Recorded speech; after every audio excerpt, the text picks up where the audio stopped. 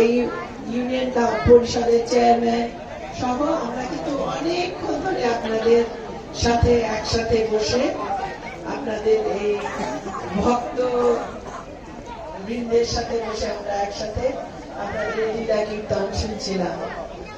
তো আমাদের আসলে যত ধর্মীয় উৎসব বা ধর্মীয় প্রার্থনা সবকিছু কিন্তু নিজের আত্মার শান্তি। এখানে যিনি কথা বলেন শ্রীমতী ঝর্ণা রায়, তার কথার মধ্যে একটা কথা ছিল যে ভগবান আল্লাহ, সেখানে একটা কথাই হলো যে আত্মার শান্তি, মানে অন্তরের যে শান্তি, অন্তরের শান্তির জন্য কিন্তু আপনারা আজকে এখানে সবাই সমবেত হয়েছেন।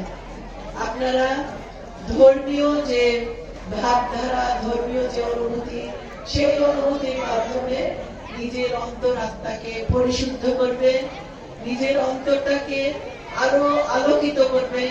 সেই জন্যই আপনাদের সকলের আজকে এখানে আগমন।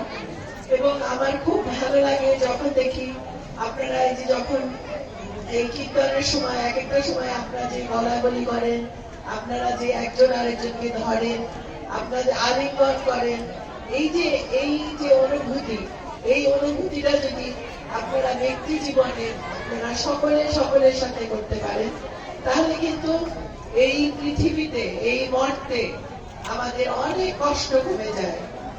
আমাদের তখন কিন্তু আরো বেশি বন্ধুত্ব, আরো বেশি সৌহার্দ্য, সেটাই আমরা খুঁজে পাই।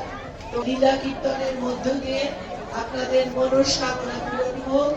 এবং এখানে বলা হয়েছে যে বিশ্ব শান্তি, নিজ দেশের শান্তি দেন আমাদের মহান সৃষ্টিকর্তা। সেইটুকু, সেই প্রার্থনা, সেই চাওয়া, সেই আমাদের যে আকাঙ্ক্ষা যে আমরা যেন সবাই ভালো থাকি, যে যেভাবে আছি আরো যেন আমরা ভালো থাকতে পারি, সেই অনুভূতি, সেই প্রার্থনা দিয়ে আপনাদের এই আজকের এই কীর্তন, যে আজকের যে আপনাদের যে লীলা কীর্তন, তা যেন সার্থক হয় এবং প্রত্যেকের মনস্কামনা যেন ভগবান পূরণ করেন এবং আমাদের দেশটা যেন ভালো থাকে, আমাদের এই কাপাসিয়া যেন মঙ্গলময় একটা জায়গা হয়ে ওঠে।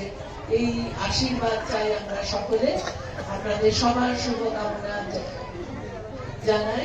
আপনারা সকলে ভালো থাকেন। যারা এখানে আপনাদের আজকে